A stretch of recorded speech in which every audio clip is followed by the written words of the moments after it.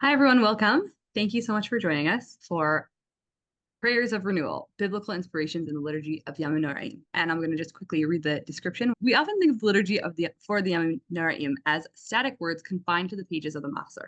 However, these prayers draw from the rich tapestry of Tanakh. In the first part of this two-part series, we'll explore the biblical inspiration that breathes life into Psalm Tehillim 27, sometimes called the David Hashem. Many have the practice of adding this psalm to their daily prayers during Elul and Tishrei.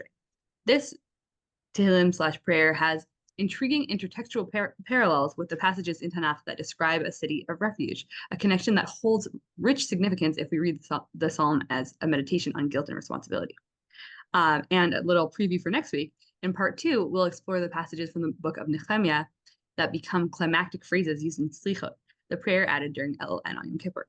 Understanding the desperation and hope that characterized Nehemiah's time period yields added meaning to the recitation of these prayers. And this class is with Ms. Adina Bblaustein, who lives in Beechwood, Ohio, and is the content team director at Aleph Beta. If any of you guys are familiar, it's a really wonderful organization platform. Is that a fair way to characterize it, Adina? Yes, absolutely. Yeah. It's really a library. We have Oh, podcasts, we have animated videos. It's wonderful. and it's really, if I correct me if I'm wrong, but my exposure is that it's a lot of it a similar sort of approach of like approaching sort of literary and textual parallels and things like that, which I really enjoy. So I'm really excited for this class.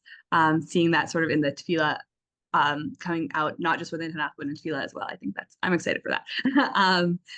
And sorry, she also serves Green Road Synagogue as the Yoetz at Halacha.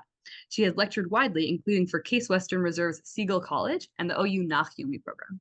She holds a BA in English Literature and an MA in Bible from Yeshiva University, an MA in English Education from Brooklyn College, and was certified as a Yoetz Halacha from Nishmat's Miriam Glaubach Center's U.S. Yoetz Halacha Fellows Program. In 2018, Adina won the Kohelet Prize for her innovative approach to Tanakh education. Adina is currently writing a book about Haftarot as part of the Sefaria Word by Word Fellowship. So we are so excited, Adrisha, for this class, and thank everyone for being here. So thank you so much for being here. Thank you, Adina, and over to you. Thank you so much, Chaya. And we're such a small group, we can really dispense with formalities. You can jump in, and we'll try to really engage in discussion together. In around the 1700s in Ashkenaz, anthologies of Sidurim and different books of Minhagim begin noting this custom, which is to say Psalm 27, LeDavid Hashem Ori, during Elul, and even continuing into Tishrei. And in general, this practice is part of this kind of broader tapestry, this broader collection of things we do that kind of make the high holiday season feel like it's in the air. Me personally, I've always felt a very special connection to this machzor of Tehillim. My daughter was born on Rosh Chodesh Elul, and in the hours leading up to her birth, I remember sitting there with a siddur. It was on Shabbat, so sitting with a siddur and davening. Basically, there was not much else to do. I couldn't really watch TV. It was Shabbat, and saying this machzor of Tehillim. And then when she was born, really this incredible sense of responsibility. Our oldest, what do we name her? And we drew some bit of inspiration. I think there were a number of reasons, but we did draw some inspiration for her name, Ora, from this machzor of Tehillim. And we thought we were so original, and we thought that was such a unique thing to do, only to realize that summer, all of the late summer babies, all their names were Orit, Uriel, Orly, Ori, Leora. So chances are, if you know of a child named that, they're probably born in August, around the time when their parents were saying this psalm. The origins of why we say it are a bit unclear, a bit murky. I invite you, if any of you have heard of any explanations for why this is recited, I'd welcome you to share. I'll just share, I think, the most famous that I've heard. So the first is kind of fun. I'll just put the psalm up on the screen. If you see, this is actually quoted in by some kind of later Kabbalistic thinkers. So Hashem's name is repeated 13 times throughout the Mizmor of Tehillim, throughout the Psalm. And so the idea suggested is that during this time of year, especially as we start saying Selichot, there are 13 attributes of mercy, the 13 midot. And so the 13 names of God correspond to the 13 attributes of mercy. And so maybe in a sense, we're basically saying, you know what, God, we can use all the extra protection. The more times God's name is mentioned, the better, but specifically that number 13, that should be an extra zechut, an extra merit for forgiveness for us. One really nice idea.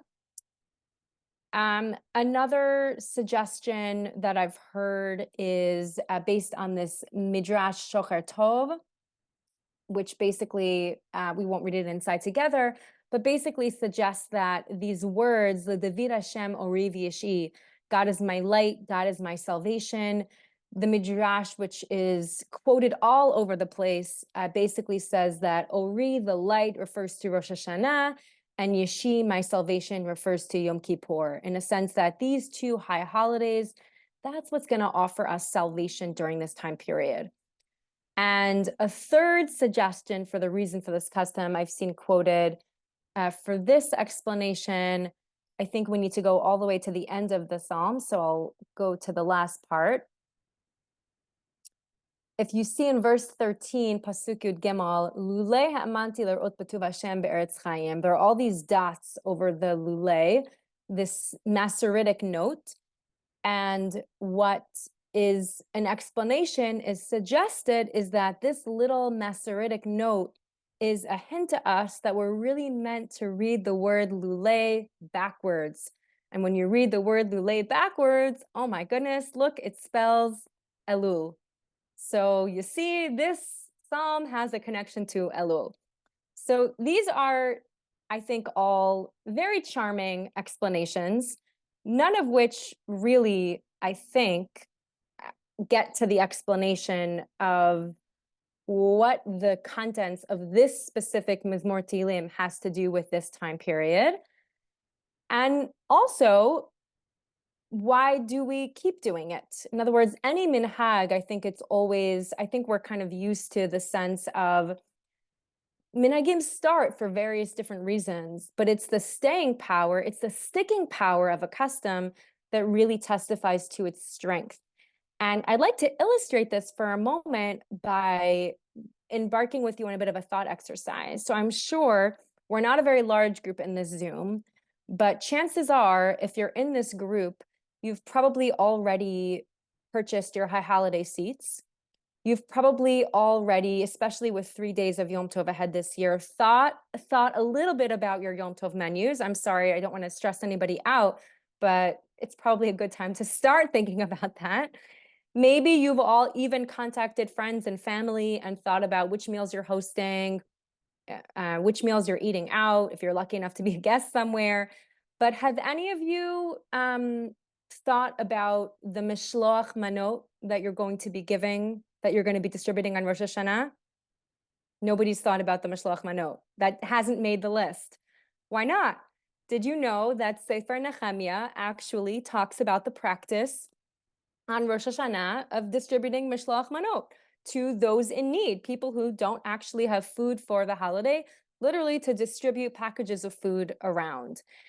And Achronim even lament in the 1400s, the 1500s, there are rabbis who even describe, wow, it is too bad that that custom didn't stick around, since it would be a really handy thing to have mishloach manot for a chag when it's so difficult and so expensive, certainly, to prepare. This would be quite a useful minhag if only this minhag had stuck around.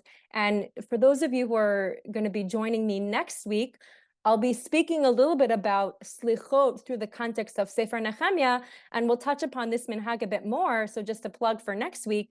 But that minhag hasn't stuck around. And yet, despite the,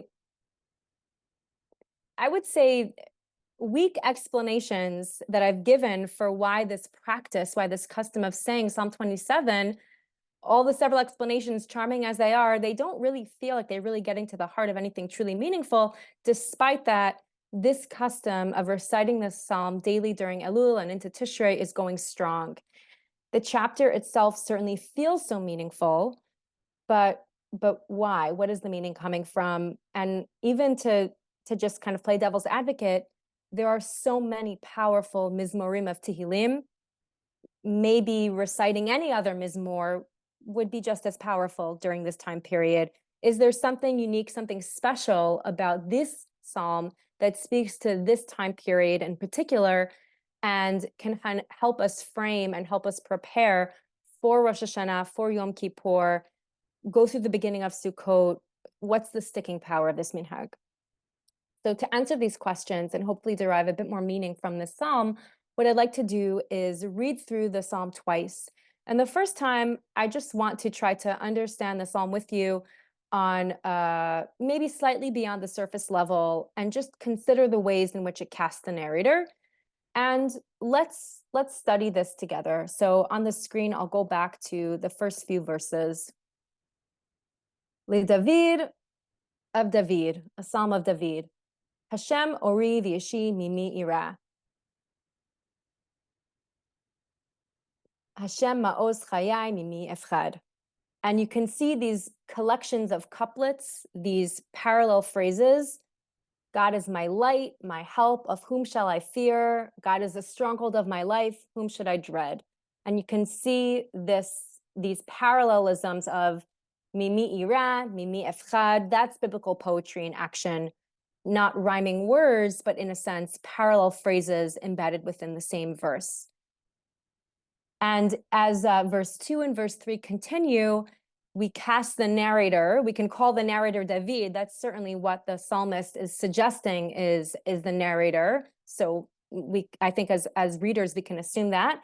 David is casting himself as forlorn, finding salvation only in God.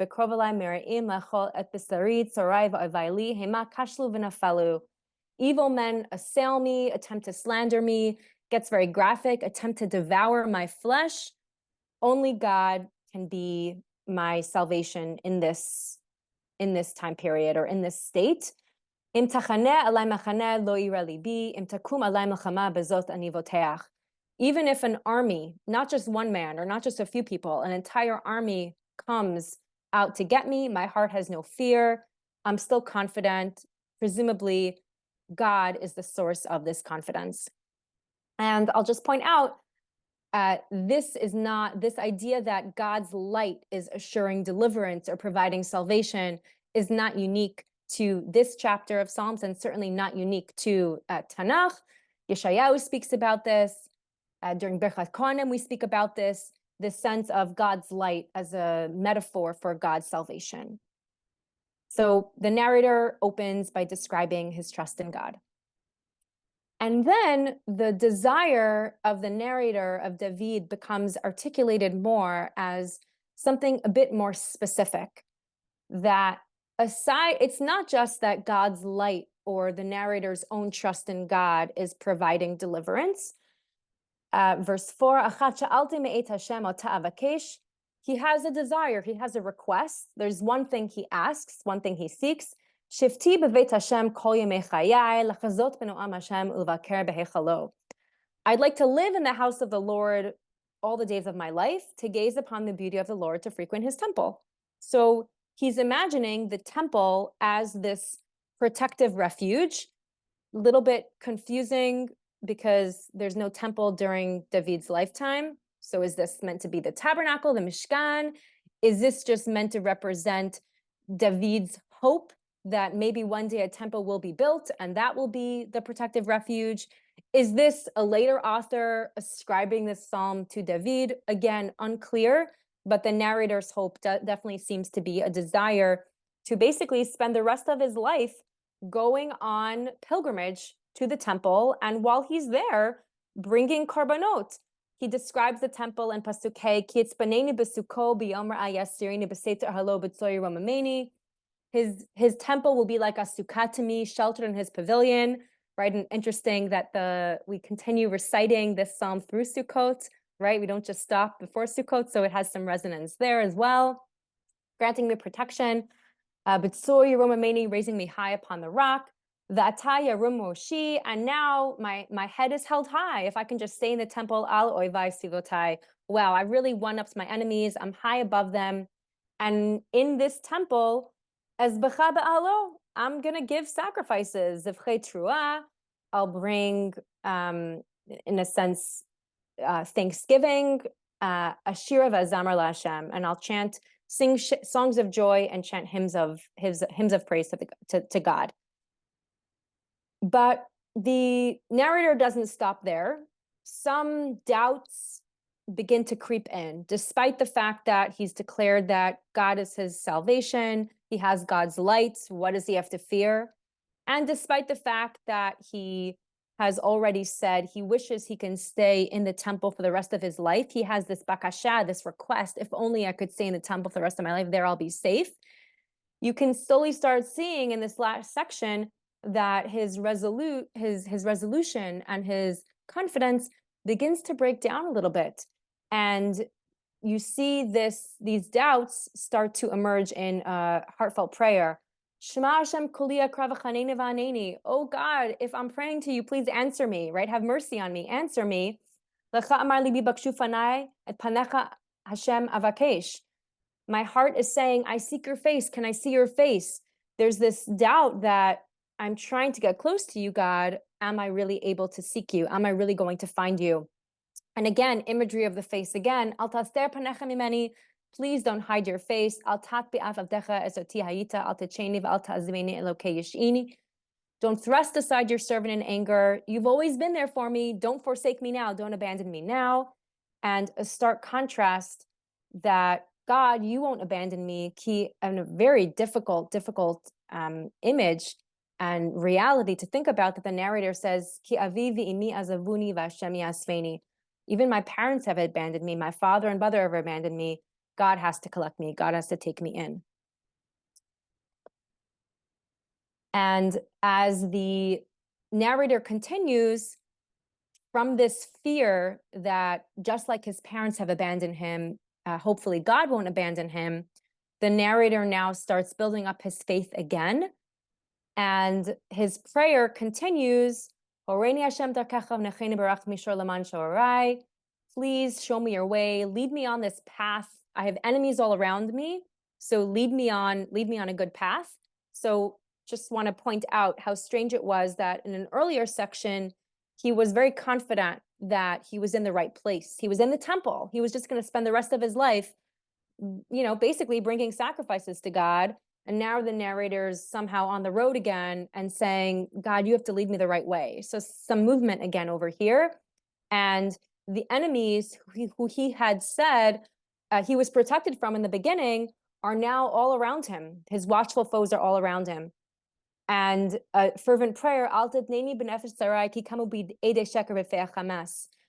around him are false witnesses, unjust accusers. And verse 13, thank goodness, or if only, had I not had the assurance that I would enjoy, that I would be with God in the land of the living, as opposed to the land of the dead, where there's no access to God. The unspoken, complete ending to that sentence is, oh, I'd be done for, right? In other words, without you, God, the enemies are literally all around me. I'm one step away from just being in their hands and being utterly destroyed. And the final verse of the mizmor is, I don't think, the perspective of the person who's been speaking throughout. This is actually suggested in the commentary of the Jewish Study Bible, which is edited by Adina Bblaustein, a really, really wonderful commentary on Tanakh, that it seems to be that this is almost like a call and response, that this is the response that the audience to the previous prayer is meant to say to the narrator, Kaveh el Hashem chazak v'ametz v'kaveh el Hashem. Look to God, be strong and of good courage, look to God. In other words, encouraging the narrator, really the speaker of this prayer, all of us in a sense. You're speaking from a place of deep faith, but it's clear you also have some lingering doubts. It's clear you also have some sense of discomfort. It's okay. Keep at it. Keep what you're doing. Stay resolute in your confidence. So on the surface, this mizmor of Tehillim is a desire to bask in God's Shekhinah. This psalm is a statement of resolute faith, while at the same time making space for the complexity of realistic human doubt. This psalm might relate to some of us at some stages of our life where we feel like people are out to get us. We don't feel like we have support and encouragement from others around us. But it's a very specific image as you start looking at it and you're thinking, he's on the road, he's in the temple, he has faith, but then he also has doubt. He turns to God and he seems to say, I deserve God, I deserve to be saved from God. But at the same time, real doubt. Oh no, maybe my enemies are these accusers are going out to get me. So I would say it becomes stranger and stranger as you dig deeper into the psalm. And also I would say it is incredibly meaningful, but lots of Tehillim is meaningful. Nothing beyond what we've read so far, I think, has explained why it would be fitting for this high holiday season for the days of awe. Okay. So as my title is alluding to, I think that when you dig deeper, and obviously, you know the direction I'm going in, there are allusions in this mizmor of Tehillim from other places in Tanakh that I think provide more nuance. And I think that the psalm, as we'll see, is speaking to a sense of guilt and responsibility that's really relevant for this time period. And I think can add a lot of meaning to the practice of reciting this psalm. Certainly for me, it has, and I hope to share that with you. So what are other episodes in Tanakh that are helpful in helping to understand this mizmor of Tehillim a bit better? So I'll tell you where my instinct first goes. And my instinct is here, I think, in a lot of mizmorim of Tehillim, which is to think about episodes from David HaMelech's life that could maybe shed light on when during his lifetime was he on the run and imagines finding sanctuary in the temple. And honestly, there are a lot of events through Sefer Shmuel, particularly the first half, where David is on the run from Shaul, and where you can, I think, attempt to view this psalm as almost like the inner narrator sharing with us a different perspective on David's circumstance. I couldn't find any specific circumstance, even though I'll suggest something towards the end. I couldn't find any specific circumstance, honestly, that really was directly connected to this psalm. So I kind of put it aside for a bit. And then I was digging deeper into some of these phrases, and I'll share with you what I was noticing, and maybe something will pop in to your head in the same way that it did mine. And I recognize that it's always a very dangerous proposition, asking these very open-ended questions of like, what does this remind you of? When I have a very specific idea of what it reminds me of, and it might remind you of something different, and that's not wrong. It's just different. So I'll share with you what I noticed, and the phrases that stuck out to me that formed a collection that reminded me of something else. So let me show you a little bit more specifically what I was thinking of. So the first thing I was thinking of was this notion of somebody who clearly is on the run. And I think you see this in the first part, where this narrator is recognizing, I have people chasing me, and I have an army even besieging me. But if I can only reach the temple, only reach that spot, that place of refuge, I'll be safe there. Once I'm there, then I'll be okay. But it almost seems to be using language that seems to imply, as soon as this sad individual steps a foot out of the temple, out of this place of refuge, oh, he is done for. And quite literally, I'm reading these phrases, Shivti b'Beit Hashem kol yimei chayai. Like, I need to stay in the temple my whole life. Otherwise, my enemies are around me. And he basically says this in the next section. Don't forsake me. Don't abandon me. Even my parents have abandoned me, right? I have enemies all around me. They want to give me in. And I need to stay in this place of refuge. Otherwise, outside of it, I'm done for. And another thing I'm noticing is this sense of the narrator describing himself on a journey. right? Show me the way, leading me on a level path. I've got watchful foes who are kind of looking at where I'm traveling to, and they could step out of the bushes at any moment, and then I'm done for. So that's kind of one collection of somebody on the run trying to get to a place of refuge. Along the way are people out to get him. So that's one image, and the temple is this place of refuge. So that's one kind of collection of images that I'm seeing in this psalm. And in addition to that, there's a really interesting phrase in Pasuk Yud in verse 12, which is very rare for Tanakh.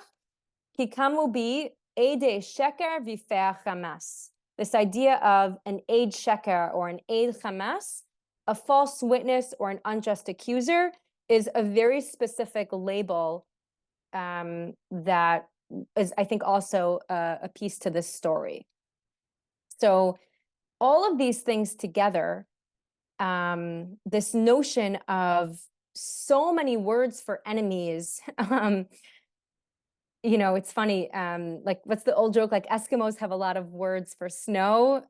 It seems like in Tehillim, the narrator has all these words for enemies.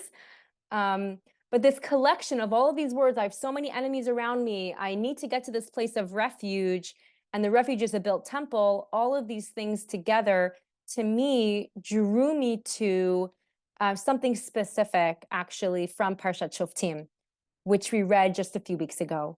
So I'd like to put those verses up on the screen and show you what I mean.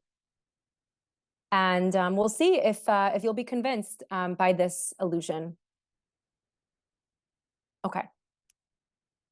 In Dvarim chapter 19, Deuteronomy 19, Parshat Shoftim, Moshe speaks to the people and describes the need for when they get to Eretz Yisrael to set aside cities of refuge, Arei Miklat. And these cities serve a very specific function. If somebody murders another individual accidentally, and as you can imagine, the Talmud and the Rishonim debate what exactly accidental murder really is. Leaving the definition aside for just a moment, this murderer, I'm putting him in quotes because it's obviously not first-degree murder, but this murderer, this individual who brought about tragedy, can seek refuge in one of these cities. The family members of the deceased are permitted to kill the accidental murderer, but this tragic individual can save himself by fleeing to an Ir Miklat. And there, Bamidbar adds this other detail that he's safe there until the death of the Kohen Gadol. And immediately juxtaposed to that, as we'll see in a bit, are laws of false witnesses, where the phrase Eidei Hamas comes up.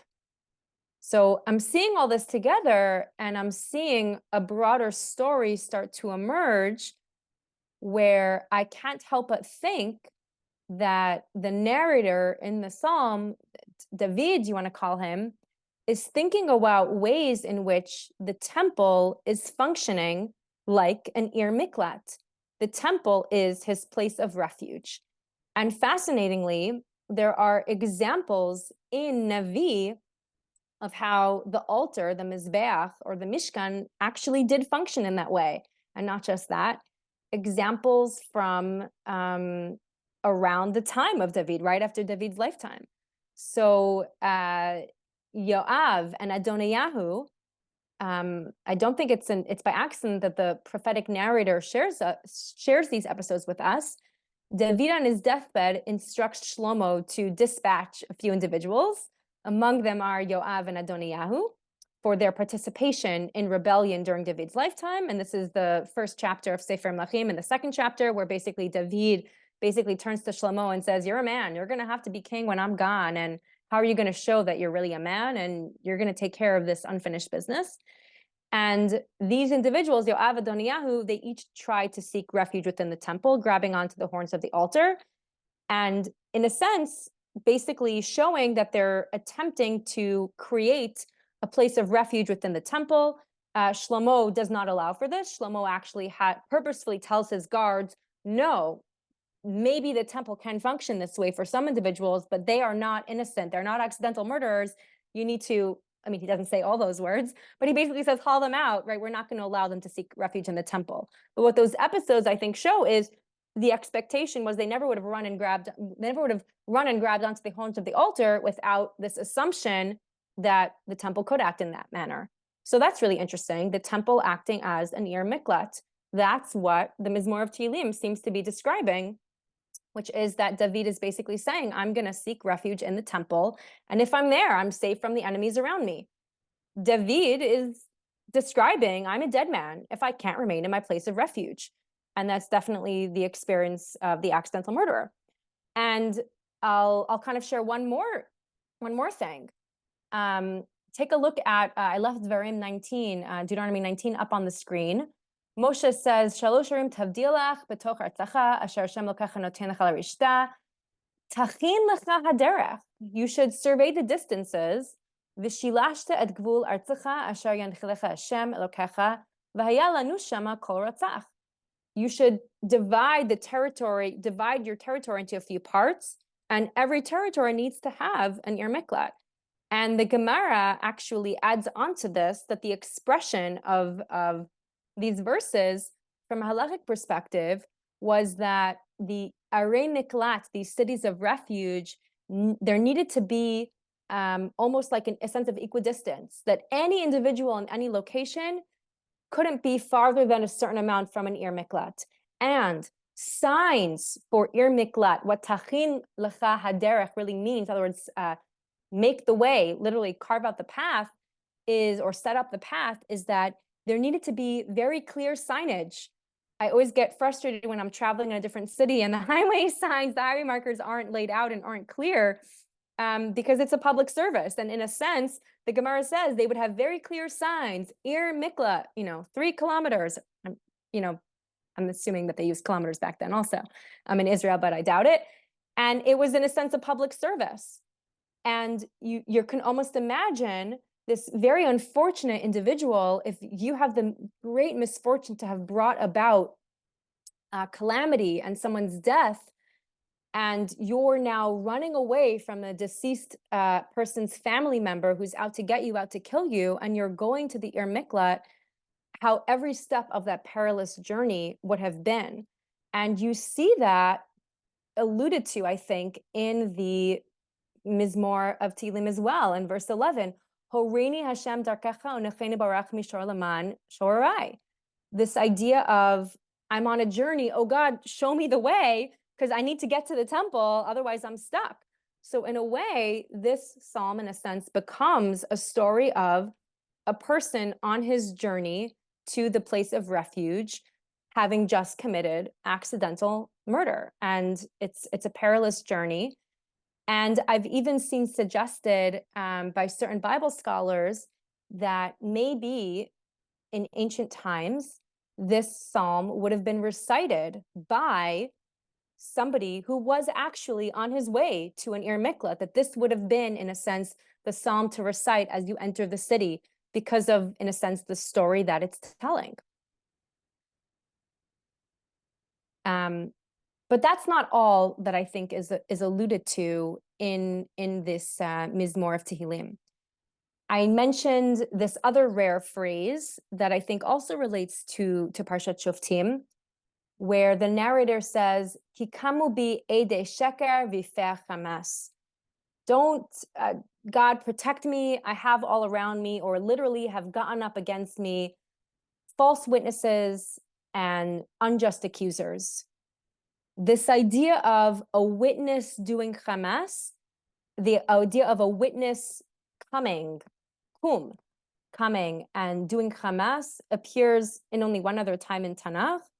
And that is also just a few psukim after in Parshat Shoftim, where this idea of an ir miklat is discussed. And I've highlighted those verses on the screen, and also a few verses later in verse 16, Deuteronomy 19, Ki yakum eid chamas be'ish la'anot bo sarah.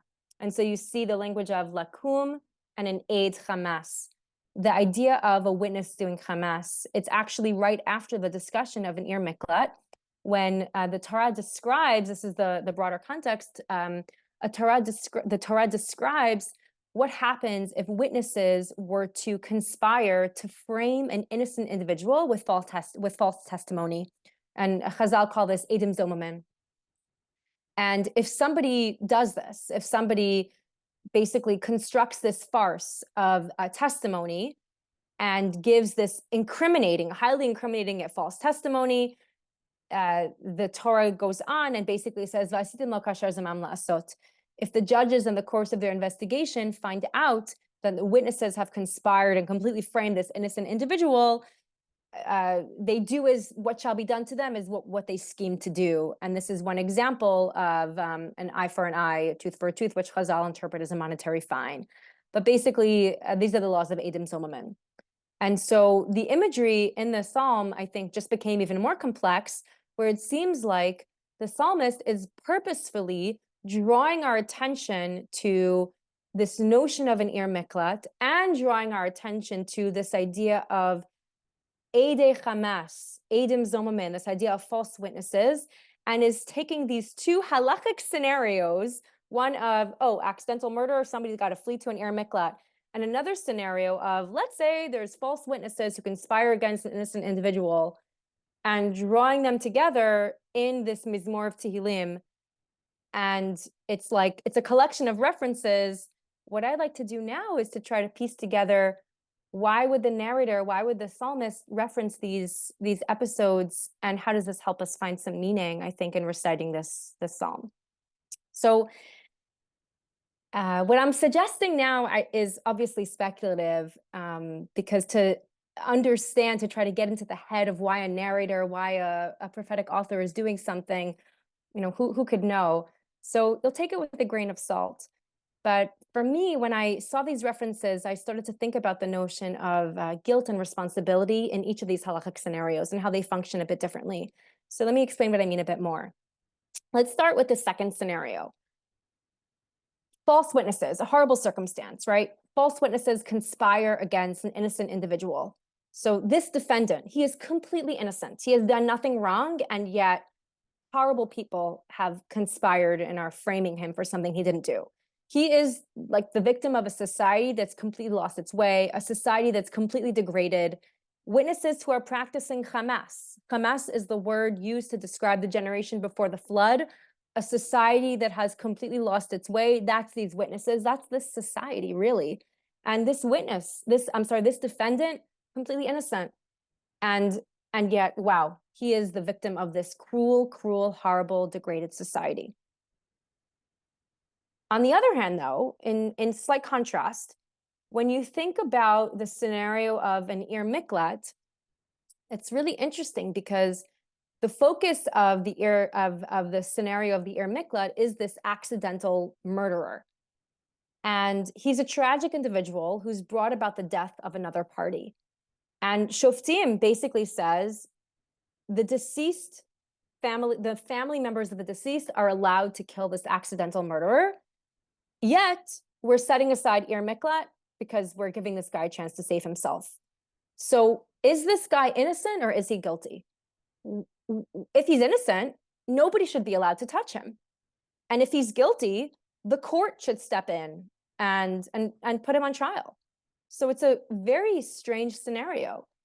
And in Mishnah Torah, Rambam even kind of discusses what does it mean to be accidental, to have murdered somebody b'shogeg. You wake up on Shabbat and you flick on the light switch. Is that accidental? Do you bear some responsibility? I think so, right? Maybe you should remember it's Shabbat, right? You should have this on your mind. But there's another halachic category of onus, where you're forced. Somebody pushes you into the wall, and in the course of being pushed into the wall, your back causes the light switch to be turned on. That's a slightly different scenario where your hand was almost forced. And the Gemara and the Rishonim kind of say, if the murder was truly onus, if he truly has no responsibility, he doesn't even need to flee to an ir miklat.